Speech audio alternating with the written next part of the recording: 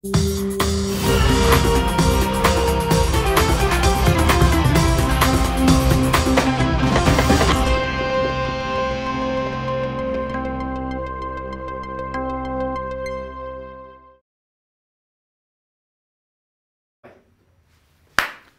bem, pessoal, muito bom dia, sexta-feira, 22 de setembro, 7 horas da manhã.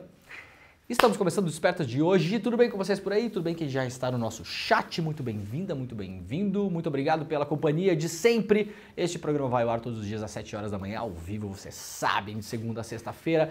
Estamos ao vivo também na nossa rede magnífica, maravilhosa. Estamos ao vivo na TV aberta, na Bahia e em São Paulo, na TV Quirimurê e na TVT e também no bom e velho radinho, para quem gosta de nos acompanhar pelo rádio. Tem muitas pessoas que gostam de acompanhar este programa pelo rádio, né? Porque este programa também é um programa radiofônico, né? Então, quem quiser nos acompanhar pelo rádio em São Paulo, no seu carro, na sua casa, como você preferir, pela Rádio Brasil Atual. Muito obrigado a todo mundo que está nos ouvindo por aí. Claro, quem puder, chega lá no nosso YouTube, deixa o seu like, faça a inscrição no canal e também, por gentileza, quem puder, compartilhe este programa com todo mundo, tá bom? O senhor Pedro Falcão esqueceu de colocar um vídeo que a gente ia colocar no ar na abertura do programa, né? Então vamos colocar agora, Pedro Falcão, quem sabe? Vamos lá, depois a gente entra no assunto do marco temporal, bora lá. Vamos colocar um vídeo que rolou em Brasília ontem, depois da decisão histórica do STF. Vai lá, o Pedrinho Falcão.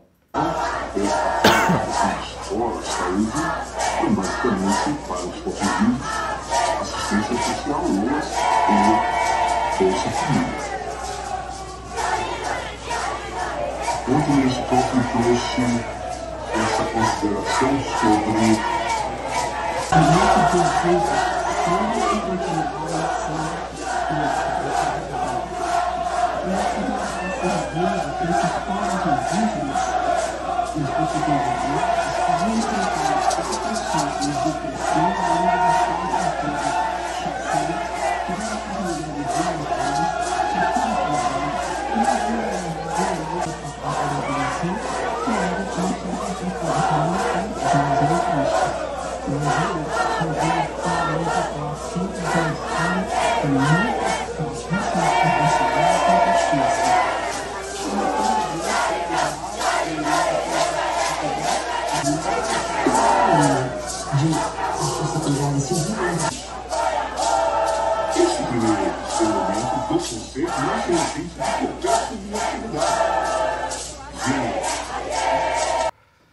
Muito bem, muito legal, né? Muito mais do que uma festa. Isso ontem foi uma manifestação de alívio, né? Na verdade, várias tribos indígenas estavam reunidas em Brasília. Aliás, a gente fala muito nesse programa aqui, e em outros programas de série também, da falta de rua que a gente tem no Brasil, muitas vezes, né? Nós tivemos muitos protestos no ano passado em relação às eleições, mas depois esse ânimo arrefeceu. Os movimentos indígenas são um excelente exemplo de mobilização social. Com alguma frequência estão em Brasília fazendo algum tipo de pressão.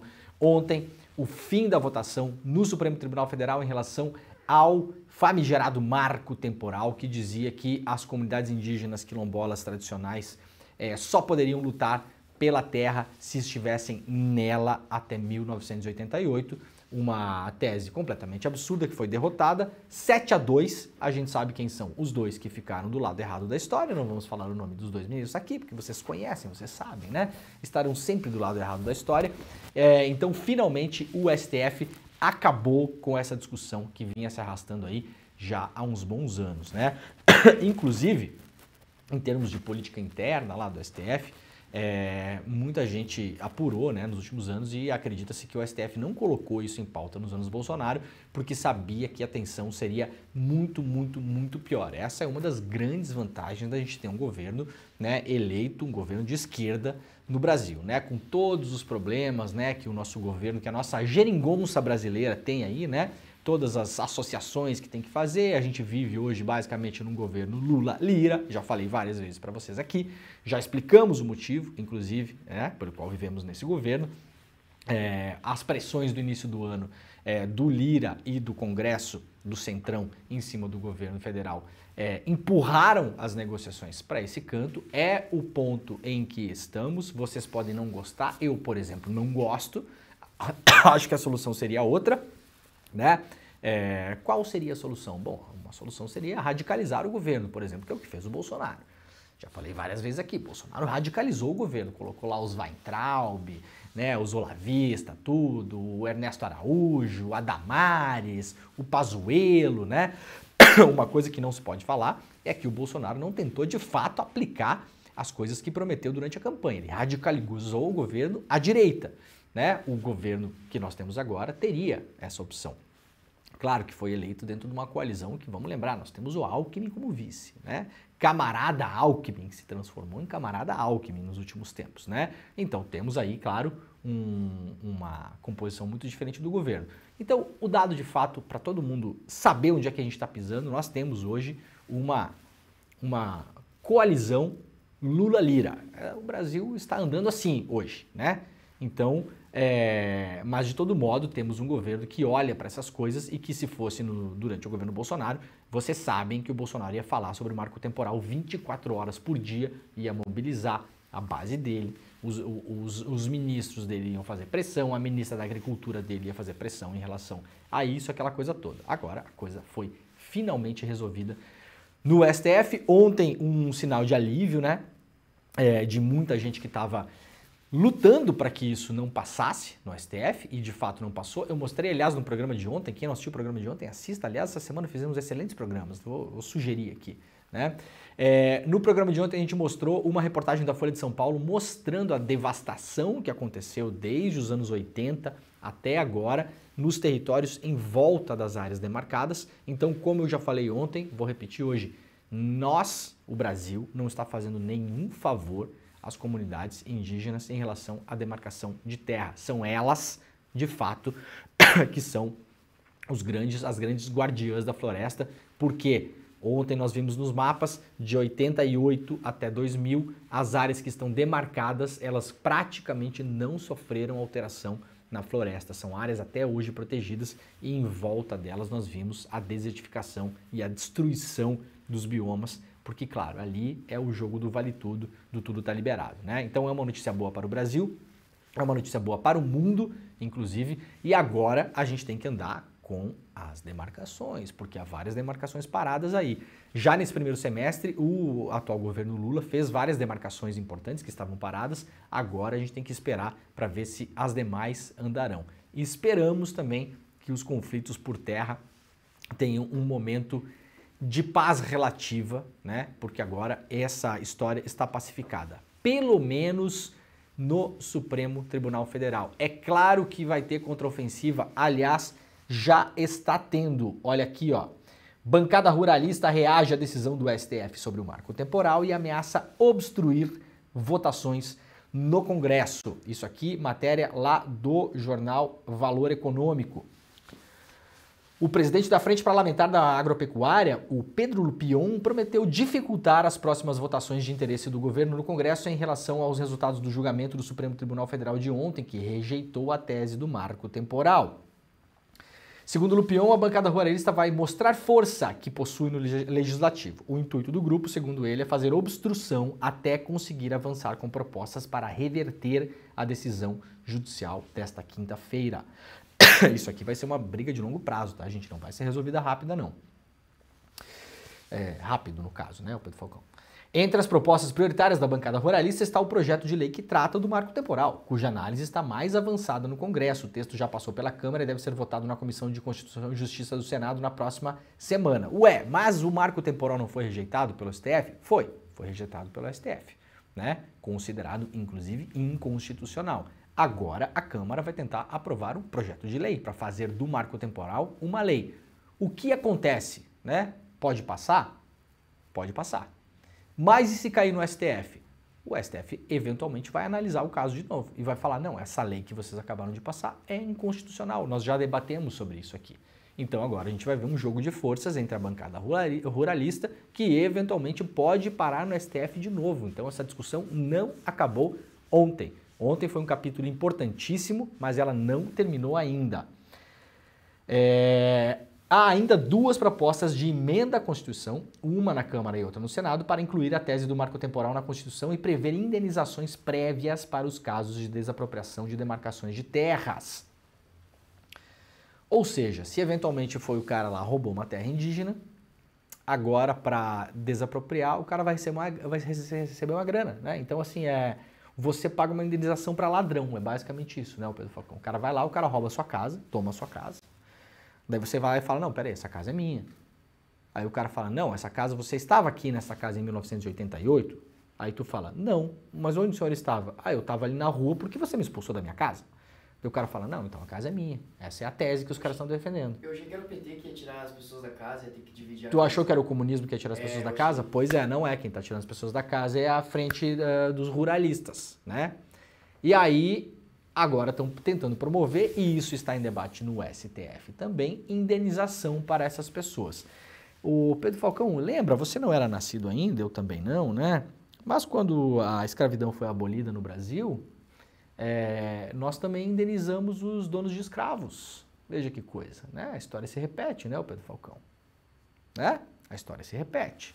Como farsa, como diria o velhinho barbudo aquele, né? Lupion classificou a decisão do STF como politiqueira, né, Lupion? O que vocês estão fazendo não é politiqueiro, né? E que apenas para agradar a torcida. Quem é que torcida está agradada com isso, né? Ai, chato, sabe? Gente chata fala coisa de ontem, né? Parece resto de ontem esse negócio, né?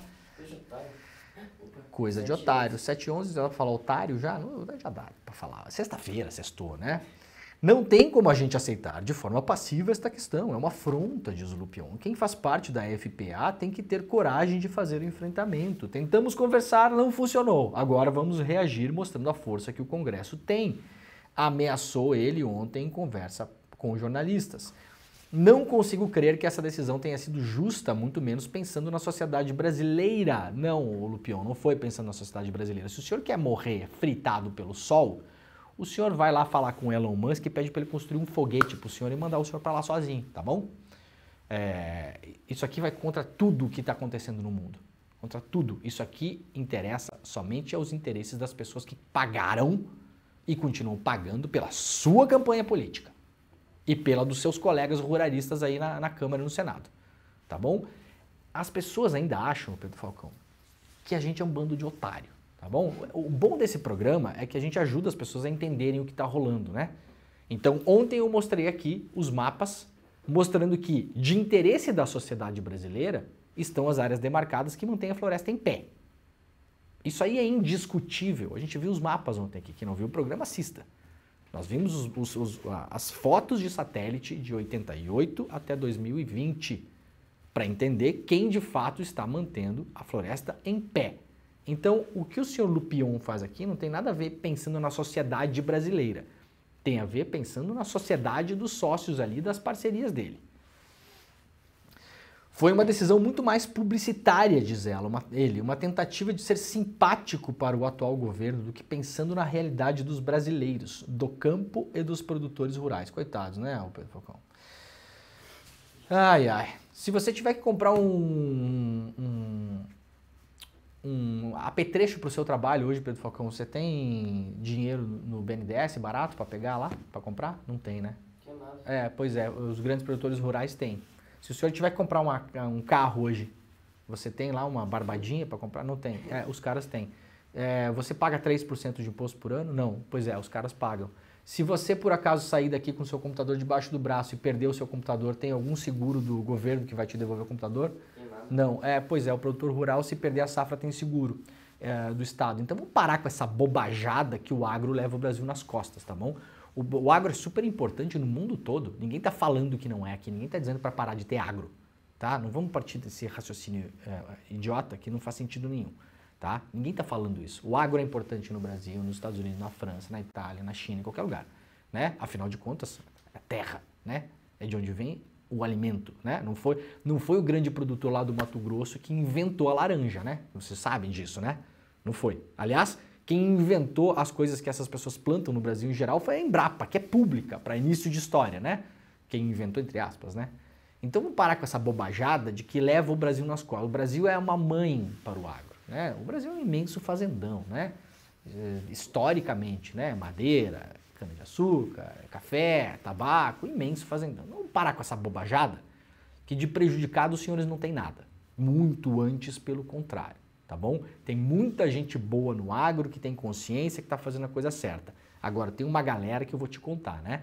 A gente tem que desmontar esse papinho aqui. Eu vou trazer um dia aqui, eu vou fazer a comparação entre um trabalhador, carteira assinada, um empreendedor, microempreendedor e um grande produtor do agro. Para a gente ver quem é que paga mais imposto, quem é que tem mais benefício fiscal, quem é que paga menos imposto para exportação. Por exemplo, se o Pedro Falcão produzir hoje qualquer coisa que for exportar, ele vai pagar imposto, né? Para exportar milho, soja, trigo, não tem imposto.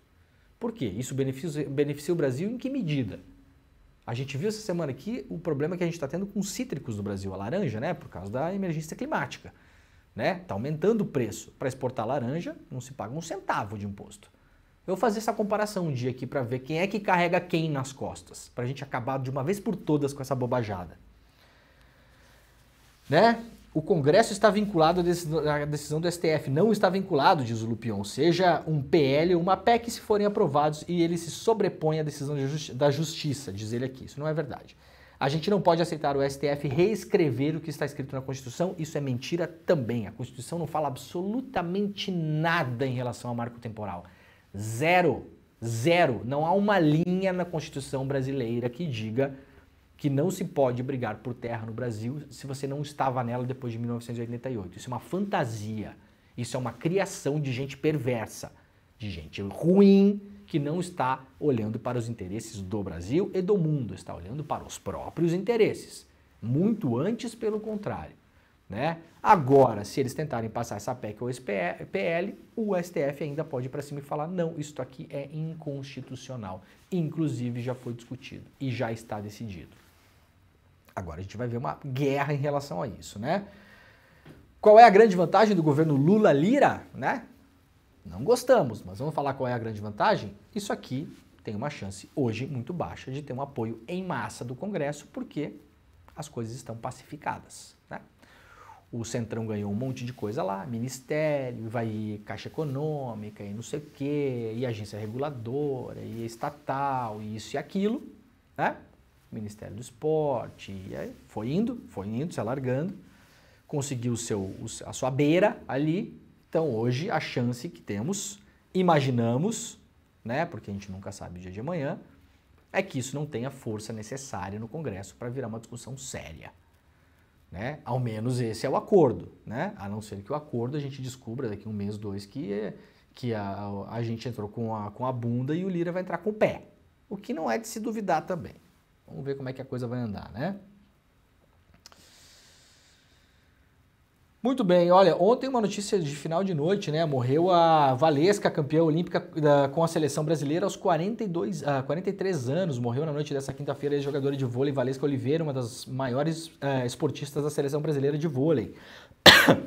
A informação foi confirmada pelo UOL com Margarete Signorelli, terapeuta que trabalhava com o Val na empresa Olympic Mind. A ex-atleta estava em São Paulo para a divulgação de sua biografia. Além disso, ela lançaria uma linha de chocolates saudáveis. A causa da morte não foi divulgada. Ela tinha dado uma entrevista ontem para um podcast, né?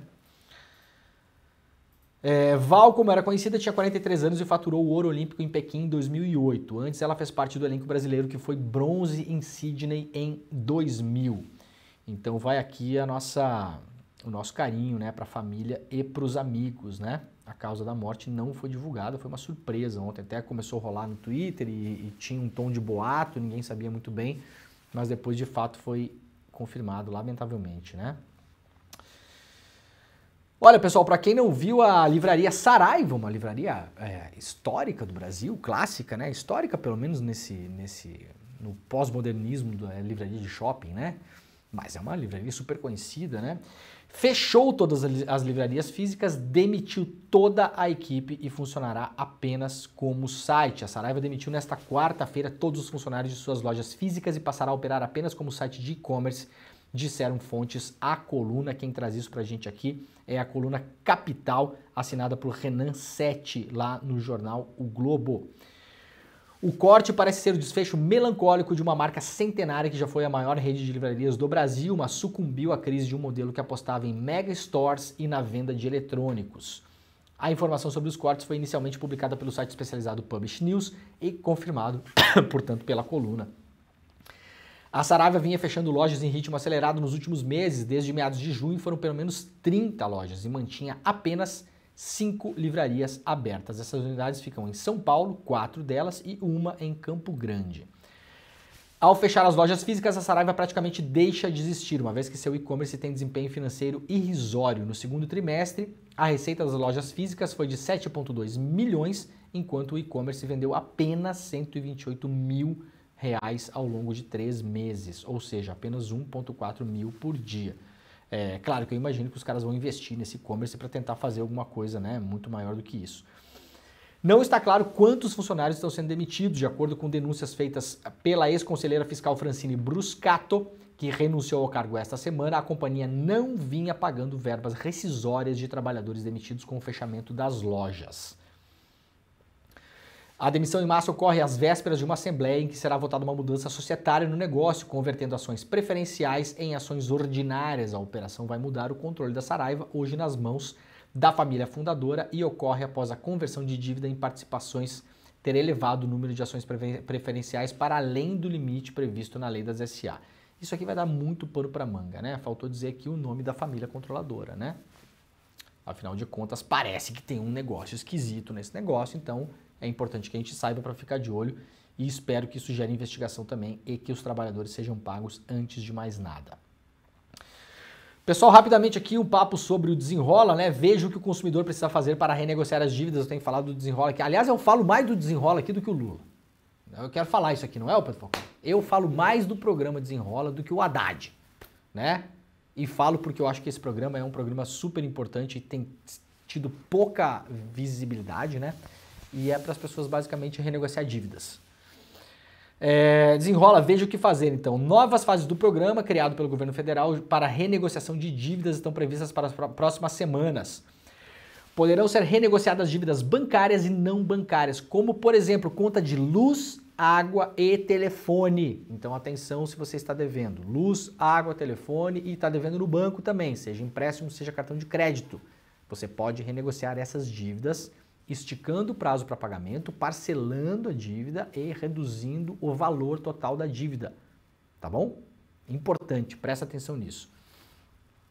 Isso é para pessoas que ganham até 2 salários mínimos, ou seja, para quem ganha até R$ 2.640 por mês ou estão inscritas no CAD único do governo. É a chamada faixa 1 do programa. Segundo o Ministério da Fazenda, 32 milhões e meio de pessoas têm dívidas de até 20 mil reais e poderão ter os seus débitos renegociados com melhores condições. Então, sabe o que você faz? Abre o aplicativo do seu banco agora para ver se eles já colocaram um link lá para negociação de dívidas, tá bom? Em relação às companhias de luz, água e telefone, por exemplo, você vai ter que recorrer à companhia, mas pode ser por telefone também, ou eventualmente já está no aplicativo das companhias, tá bom? Centenas e centenas de companhias já aderiram ao programa, então corre atrás disso, mesmo que a sua dívida seja pequena, você consegue tirar o seu nome do Serasa e a sua vida melhora e você dorme melhor, né? Porque dívida deixa a nossa cabeça meio descacetada, né? Olha, eu avisei que isso ia acontecer. Eu avisei. Vocês são prova disso. E isso está acontecendo. Max Milhas, do grupo 123 Milhas, pede recuperação judicial e declara dívidas de 226 milhões. Eu avisei aqui no programa que essas empresas de milhas eram todas do mesmo grupo, né? E falei, olha, quem tem coisa comprada nesses milhas aí da vida, né? 123 Milhas, Max Milhas e tem um outro Milhas, não sei o que, as 3 empresas. Então vou falar de novo. Se você parcelou passagem ou pacote de viagem nessas empresas de milhas que são do grupo 123 Milhas, meu conselho, liga para sua operadora de crédito e cancela as próximas parcelas, porque você não vai mais ver a cor desse seu dinheirinho, tá bom? A chance de reaver o seu dinheiro é baixa, cada vez mais, inclusive, né? Falei ontem, isso não tem nada a ver com as agências de viagem que negociam, que emitem passagem por milhas, nada a ver uma coisa com outra, tá, gente? Se você tem milhas aí e usa uma agência de viagens, segue usando, uma coisa não tem nada a ver com a outra. Estamos falando da empresa 123 Milhas e do seu grupo econômico, especificamente.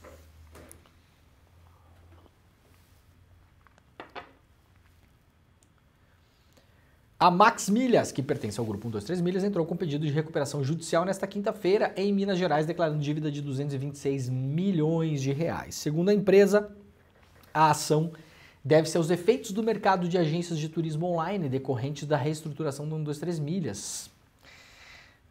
Frases que não dizem nada, né, o Pedro Falcão? A gente tem que criar o quadro aqui. Frases que não dizem nada. Vamos lá ler a primeira frase que não diz absolutamente nada. Qual o problema? Por que vocês declararam o pedido de recuperação judicial, senhores Max Milhas? Porque essa ação deve-se aos efeitos do mercado de agências de turismo online decorrentes da reestruturação da 123 Milhas. Entendeu alguma coisa, Pedro Falcão? Não. Não. É porque não é pra entender mesmo. Jogaram tipo umas palavras É. mais ou menos assim. Né? Isso. Name dropping, assim. Você pega... os caras estavam tomando sopa e aí eles foram, né? Que palavra você achou aí? Eu achei ação. E você? Eu achei decorrentes. E você? Eu achei reestruturação. A reestruturação é tipo bonita, assim, né? Isso, os caras não criaram uma pirâmide financeira e enganaram um monte de gente. Não, os caras estão reestruturando, né? Reestruturação você faz quando está reformando um banheiro, né? Né? Isso é reestruturação. Blá, blá, blá, blá, blá, blá, blá, blá, blá. Isso aqui é um grande esquemão que está sendo investigado, tá bom? Frases que não dizem nada. Hoje, no... na real diz sim, diz que eles são uns otários. Pedro Falcão, sextou, né? Como é que é o nome daquele canal que faz o... National Geographic? Não, é o... aquele que tem... Discovery Channel. Nós temos que criar um negócio desse aqui. Frases que não dizem nada. Hoje, no Discovery Channel. Se um pedido de recuperação judicial é aceito, a companhia consegue evitar a cobrança de dívidas, ou seja, dá um calote temporário em quem tem dinheiro a receber da 123 Milhas e etc, etc. Ainda que a Max Milhas tenha uma operação independente no 123 Milhas, o mercado tem sido bastante impactado, o que vem dificultando o significado...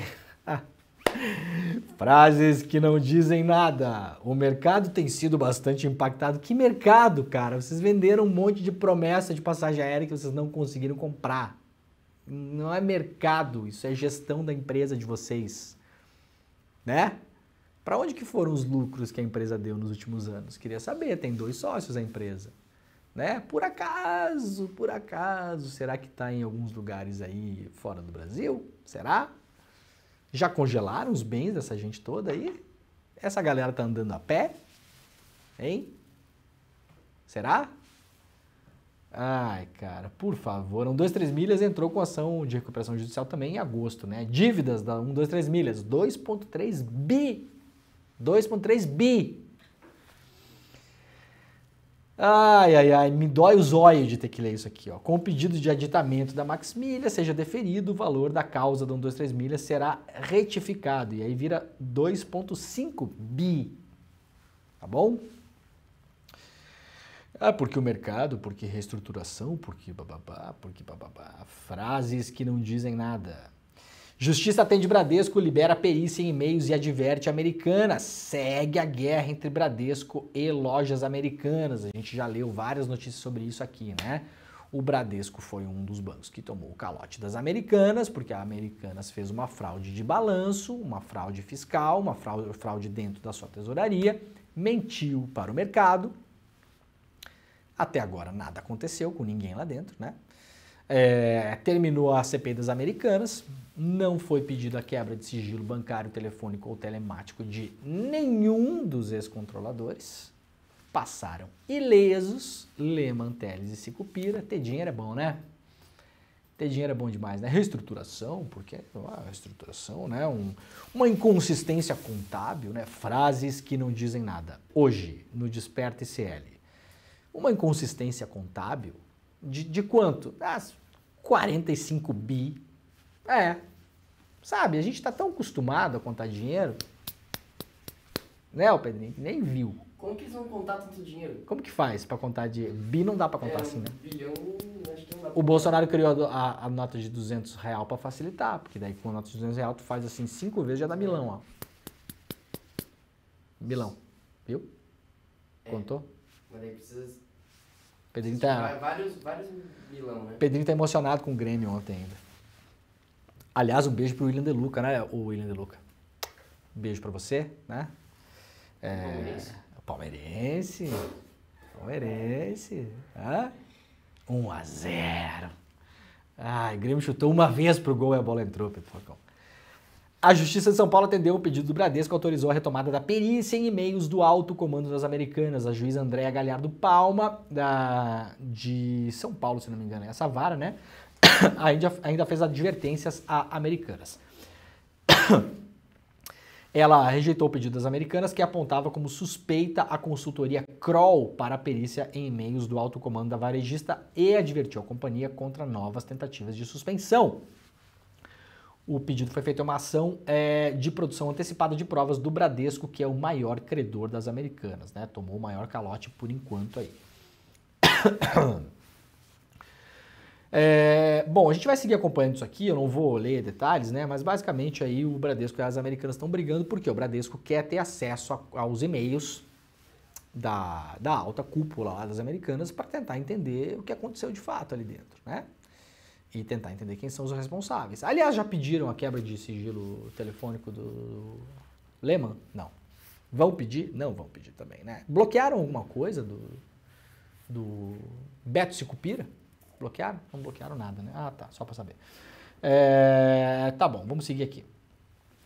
Rapidamente lá para uma notícia internacional importante, Polônia diz que não vai mais armar a Ucrânia contra a Rússia. O primeiro-ministro da Polônia, Mateusz Morawiecki, deve ser, né? Afirmou nesta quarta-feira que seu país não irá mais fornecer armamento para a Ucrânia se defender contra a invasão russa. Não estamos mais transferindo armamento, nós vamos agora nos armar com as armas mais modernas, disse lá o primeiro-ministro, né? É a primeira vez que um aliado de Kiev contra a agressão russa, membro da Aliança Ocidental da OTAN, faz tal afirmação. E não é um apoiador qualquer. A Polônia é, segundo o Instituto para a Economia Mundial de Kiel, da Alemanha, a sexta maior fornecedora de ajuda militar aos ucranianos desde a invasão de fevereiro de 2022. Bom, isso diz duas coisas, né? Primeiro que começa a ter algum movimento, né, em relação a acabar com o conflito por parte da OTAN, ou seja, a famosa negociação de paz, que aparentemente ninguém no mundo quer ter, só o Lula, é o que se ouve, né? E também tem uma sublinha dessa notícia que é o seguinte, a Polônia é um país que está ali, muito próximo da Rússia, e desde o começo da invasão russa à Ucrânia, se diz que a próxima invasão pode ser a Polônia, né? A Polônia é o grande medo que analistas falam que tem em relação à Rússia. Olha, a Rússia pode invadir a Polônia. Aparentemente, a Polônia não está mais preocupada com o avanço russo, né? Então, é isso. Operações policiais causam prejuízo milionário a comerciantes de favelas do Rio de Janeiro, aponta relatório.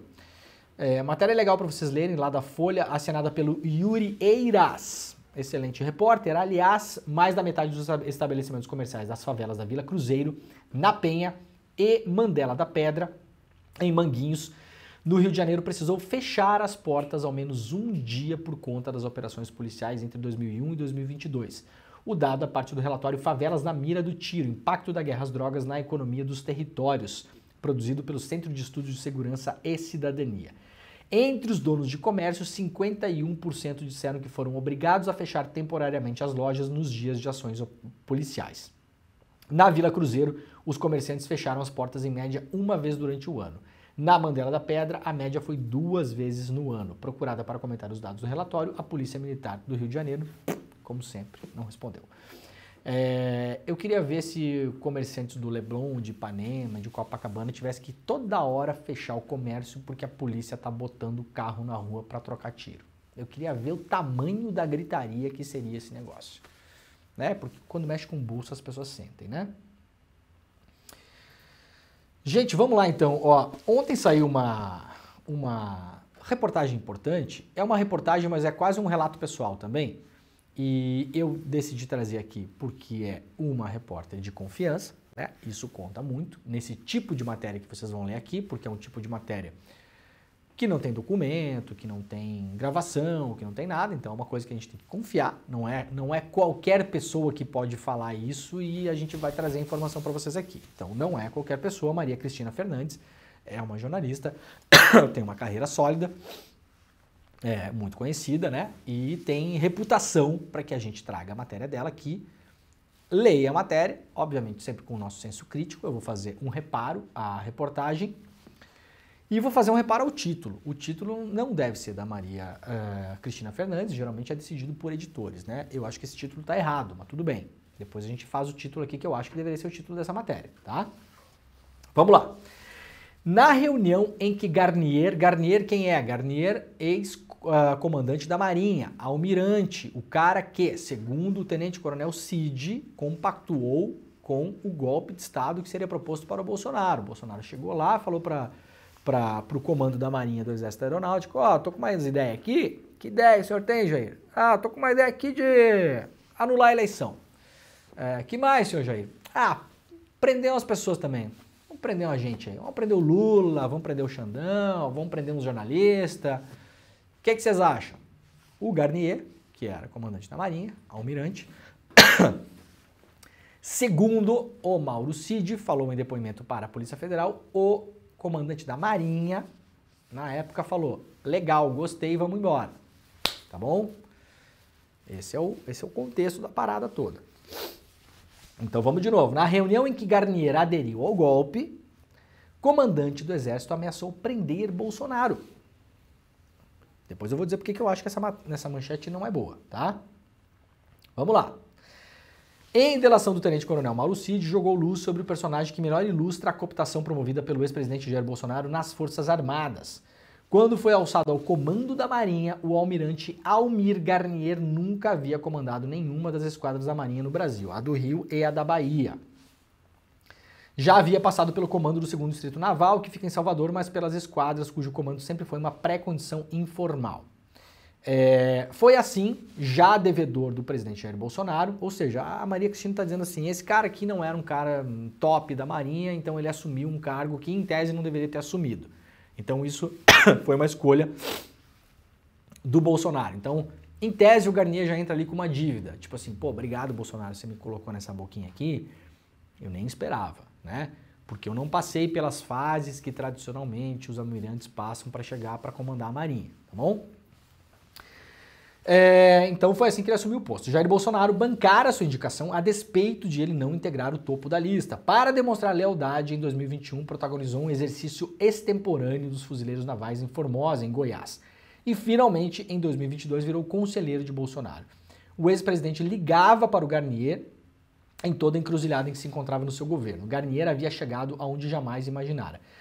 Por isso, quando o ex-presidente, naquela noite de 24 de novembro, em reunião com o comando das 3 forças no Palácio do Alvorada, perguntou se os comandantes do Exército, da Marinha e da Aeronáutica estariam fechados com ele na contestação do resultado eleitoral, Garnier foi o único a responder de bate-pronto. Sim, segundo o Cid, não era só isso, né? Tinha também a questão de prender adversários.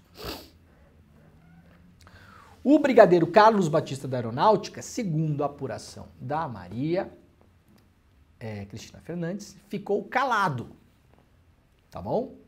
Então é bom essa matéria que a gente vai começar a desmontar algumas coisas aqui, tá? O alto comando, porque não sei quem, porque evitaram, porque são legalistas, muito obrigado, não sei o quê. Não, veja bem, nós temos 3 comandantes das forças, Exército, Marinha e Aeronáutica. O da Marinha falou, vamos embora. O da Aeronáutica ficou quieto. Então nós temos 2 adesões praticamente, uma por silêncio e uma verbalizada, né? Por quê que eu falo isso? Os 3 deveriam ter falado, o senhor está falando uma bobagem e nós podemos inclusive denunciá-lo e podemos prendê-lo.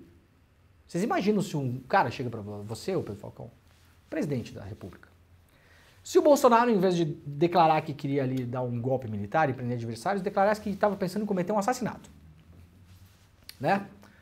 Qual seria a reação, será, dos comandantes da Marinha e do Exército Aeronáutico? Eu tô pensando aqui, vou matar alguém.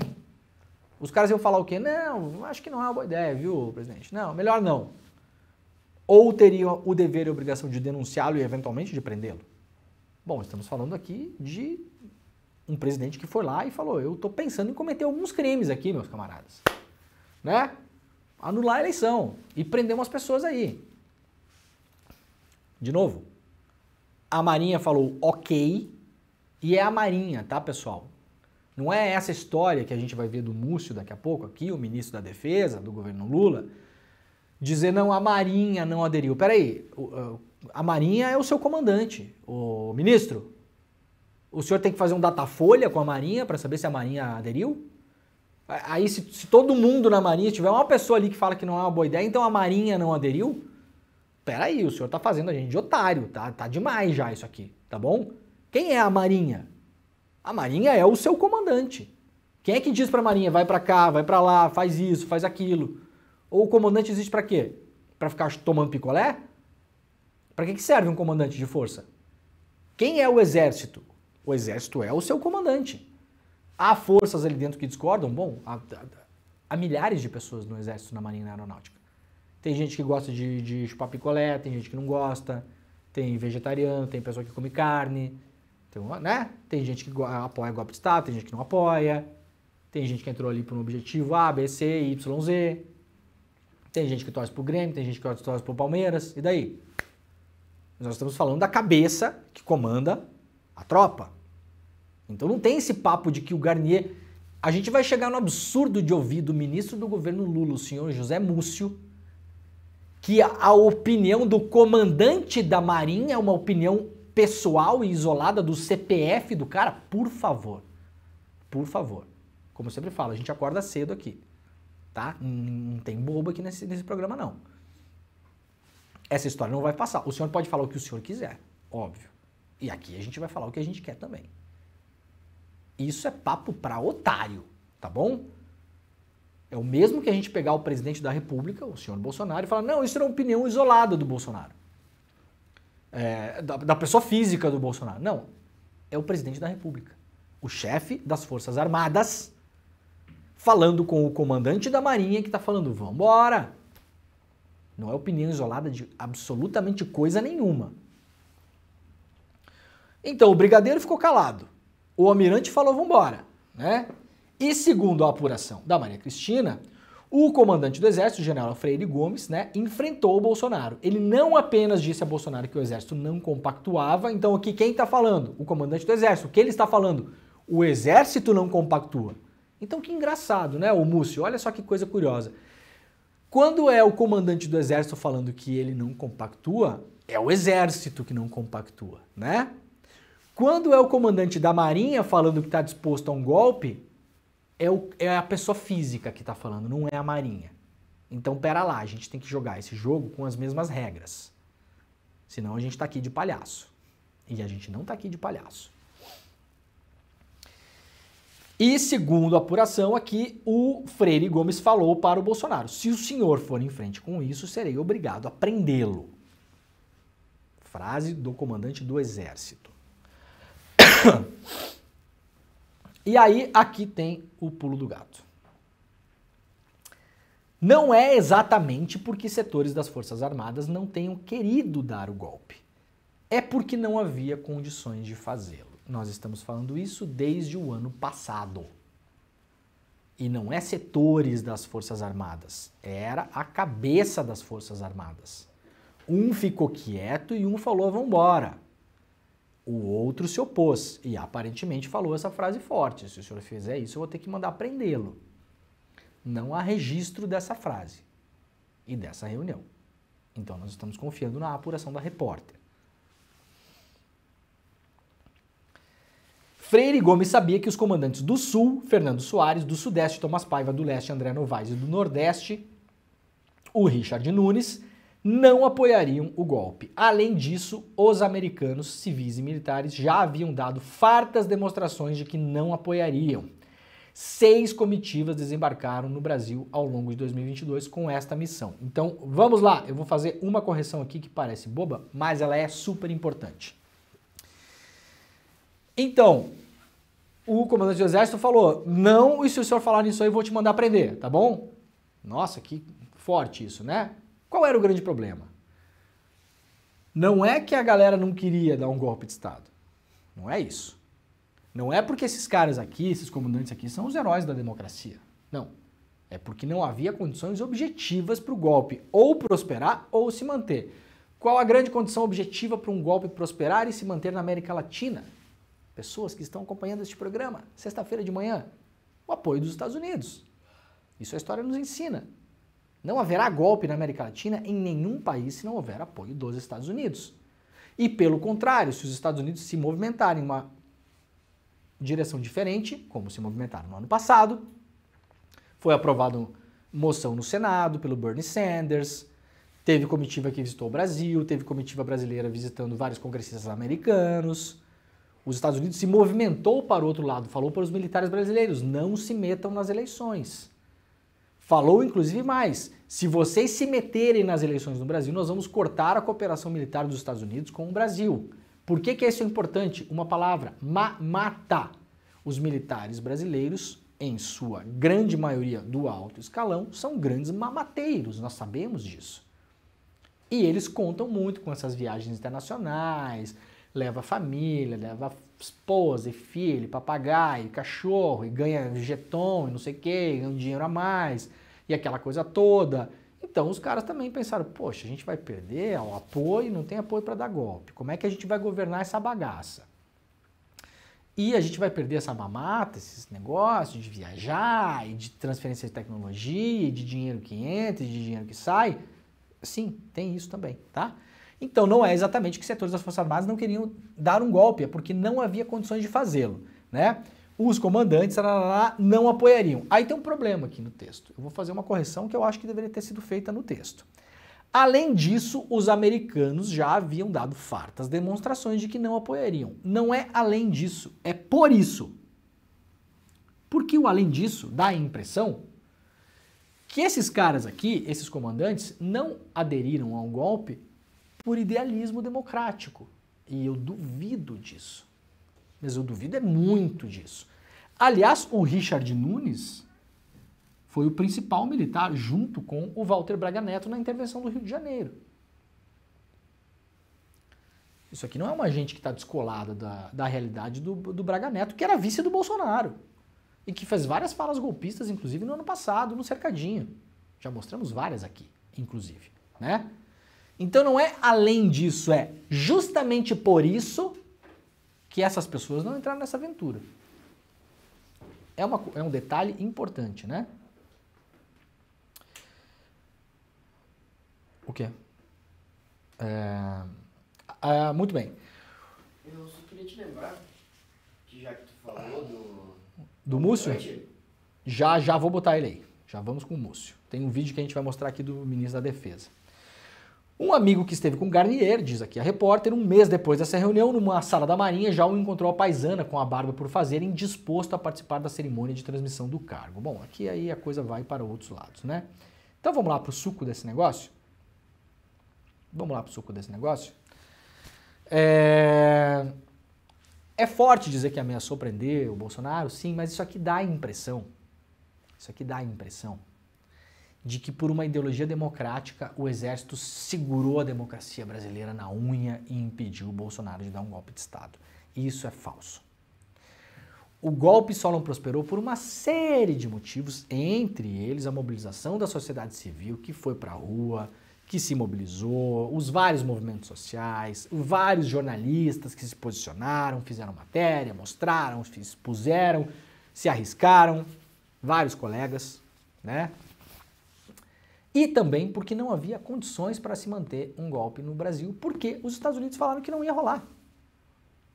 Tá bom? Senado dos Estados Unidos aprova a moção para romper relação com o Brasil em caso de golpe. Isso aqui é matéria publicada pela mídia Ninja, 29 de setembro de 2022. Tá aqui o Bernie Sanders. A ação dos Estados Unidos impediu o golpe no Brasil, diz o ex-chanceler mexicano. Isso aqui, 28/8 deste ano. Não foi só isso, mas isso foi importante sim, gente. Quem quiser saber mais, tem uma matéria na revista Piauí que explica o dia em que brasileiros pediram ajuda aos Estados Unidos para barrar um golpe de Bolsonaro, contado lá pelo João Paulo Charlot, né? Uma comitiva de brasileiros driblou a vigilância do Itamaraty do Bolsonaro e conseguiu se reunir com autoridades americanas. O que é que foi pedido? Para que os Estados Unidos se manifestassem a favor da legalidade da eleição no Brasil. Apenas isso. Ninguém foi lá pedir para os Estados Unidos intervir no Brasil, nada disso. Foi lá pedir o seguinte, ó, vocês podem dar uma declaração aí, dizer que se os militares fizerem bobagem, vocês não vão gostar? Só isso. Isso é suficiente, é bastante suficiente. Se nós tivéssemos uma presidência Trump nos Estados Unidos, as coisas poderiam ter andado de um modo muito, muito, muito diferente. E aí o Múcio, né, o Múcio sai em defesa das Forças Armadas após a delação do Cid. Vamos botar aí o que o Múcio falou? Vamos lá, vamos ver se faz sentido o que o Múcio falou? Bora lá. Podia ser que ele quisesse, mas a Maria não quis, né? Isso reforça, vamos dizer assim, o papel das Forças Armadas na posse do presidente, o papel das Forças Armadas no 8 de janeiro. Eles verdadeiramente, nós devemos às Forças Armadas que não queriam absolutamente golpe, estavam ao lado da Constituição, estavam ao lado do presidente da República, não houve absolutamente nada. Nós estamos discutindo sobre uma possível declaração dele, porque está tudo em hipótese, e sobre coisas do passado. Ele não me recebeu para conversar, depois nós nos encontramos, eu conversei, mas era uma posição pessoal, havia um presidente eleito, havia um presidente empossado, né? A justiça promulgou, mas nós estávamos 100% do lado da lei e ele não. Bom, espero que vocês tenham ouvido aí. Eu não consegui ouvir a declaração, mas eu ouvi ela ontem. Tá nessa linha, né? É dose, né, o ministro? É dose, né, esse acordo que o senhor tem com os militares de passar pano, né? Algumas pessoas, casos isolados, né?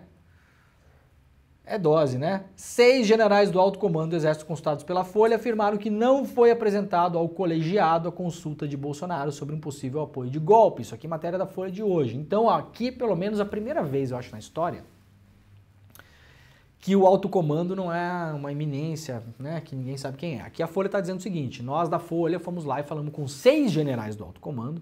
O alto comando, vocês sabem, tem umas 200 pessoas lá, né? Eu acho que são 15, sei lá. A Folha falou com 6 e falou, olha, esse papo não chegou aqui, tá? No entanto, a avaliação, porém, desses mesmos generais do alto comando é que o então comandante Freire Gomes reservava os assuntos espinhosos para um grupo mais restrito de oficiais. Ou seja, essa informação de golpe de Estado não parou na reunião que o Bolsonaro teve com os 3 comandantes das forças. Isso com certeza foi para outros lugares e para outros ouvidos. Pergunto, quem são as pessoas que sabiam disso tudo? Minha primeira pergunta. Aparentemente quem sabia? Mauro Cid, que esteve na reunião, Felipe Martins, que esteve na reunião, um advogado e um padre, que o Mauro Cid diz não lembrar o nome, o comandante da Marinha, o comandante da Aeronáutica e o comandante do Exército. E quem mais sabia? Pergunto por quê. Porque nenhuma dessas pessoas fez absolutamente nada. Além de falar, não, Bolsonaro, não parece uma boa ideia. E talvez, confiando na apuração do valor econômico, o comandante do Exército falou, se o senhor continuar com isso, o senhor vai ser preso. Eu desconfio que a frase não deve ter sido assim, né? Parece uma frase muito cinematográfica, né? Se o senhor continuar falando isso, eu vou prendê-lo. Eu vou me colocar na dúvida de duvidar que a frase tenha sido exatamente essa.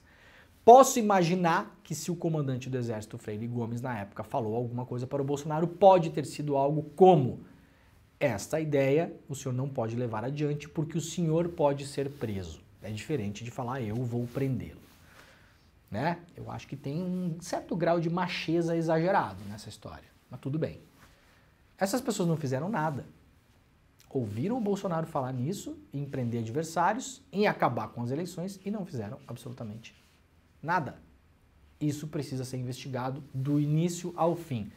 Não é, senhor José Múcio, péssima fala de novo, para variar mais um pouco, péssimo ministro, péssima gestão de tudo o que aconteceu no ano passado no Brasil, devia ter assumido o ministério e imediatamente ter feito uma limpa nas Forças Armadas. Não fez e não fará. Não fez e não fará. José Múcio está ali para passar pano para as Forças Armadas. Sempre que surge uma denúncia, ele faz a mesma coisa. Ele isola aquela pessoa e fala que aquilo é um caso isolado. Ora, dos 3 comandantes das forças, um falou ok para o golpe de Estado, o outro se calou. E aí, o que eventualmente falou que o Bolsonaro ia ser preso é a posição do Exército. O que falou o ok é a posição do cara. É difícil, né? Com o ministro assim, realmente os generais, os senhores generais, almirantes e brigadeiros não tem nada com o que se preocupar. Ai, ai.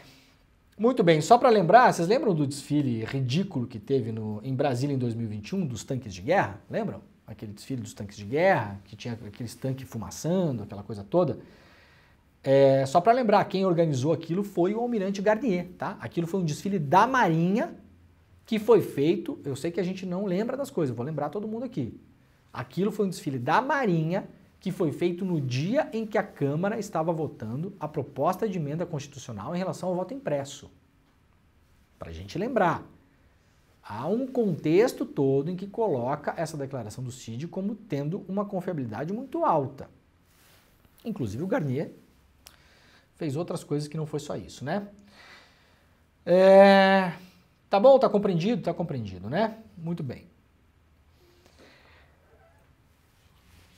Temos que encerrar a nossa rede, né? Vamos fazer o seguinte, vamos falar da Monja Coen antes da gente encerrar a nossa rede. Falta um minutinho, então vamos lá. Gente, rapidinho, ó. Antes da gente encerrar com o TVT, TV Quirimurê, Rádio Brasil Atual, dia 28 às 8 horas da noite, vai ter uma super palestra com a Monja Coen para falar sobre ansiedade, depressão, tudo isso na chave de leitura, claro, da espiritualidade. Então, assim, uma palestra aberta, de graça, basta você se inscrever. icl.com.br/desperta, icl.com.br/desperta. Garanta a sua inscrição, vai ser ao vivo no dia 28 às 8 horas da noite e é uma coisa que não é pra gente que é especialista em teologia, que estuda, né, que participa de grupos de estudos de religião, não é nada disso. É uma coisa pra gente falar sobre os grandes males da era pós-moderna, né? A ansiedade tá aí entre os grandes males, né? E a depressão, né? No mundo que a gente vive hoje. Então você pode sentar lá na sala, chamar a sua mamãe, o papai, todo mundo. Manda o link pra tiazinha, pro tio lá, pras pessoas que, né? É uma coisa aberta mesmo, é para público geral, tá bom? Então, icl.com.br/desperta, dia 28 às 8 horas da noite, Monja Coen, mais um super evento do ICL. Muito obrigado a quem nos acompanhou pela TVT, pela Rádio Brasil Atual e pela TV Quirimurê. Nós voltaremos na segunda-feira, às 7 horas da manhã. Tchau. Gente, muito bem, antes de encerrar rapidamente aqui...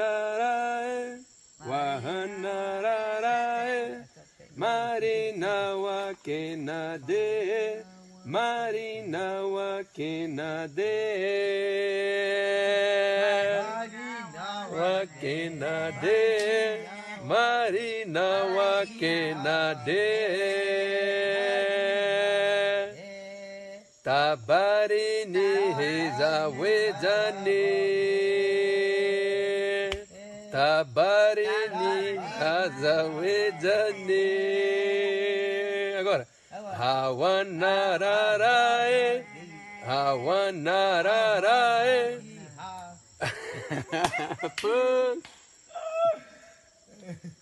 Canamari. Canamari.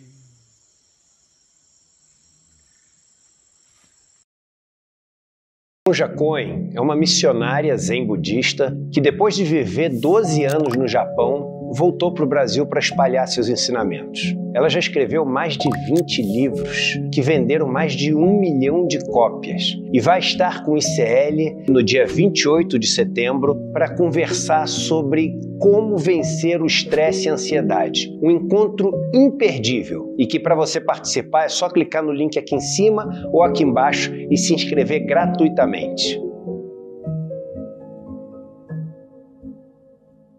A liberdade de imprensa é que garante acesso a informações que não são contadas de uma forma natural, né, pelos seus atores. Ela faz parte da democracia, caminha lado a lado com quem quer progresso, com quem luta por direitos, porque a liberdade de expressão garante essa pluralidade de informação, ela te dá acesso a conteúdos que provocam uma reflexão, né, na sociedade. A liberdade de expressão precisa ser garantida com todo o respeito e com toda a verdade possível.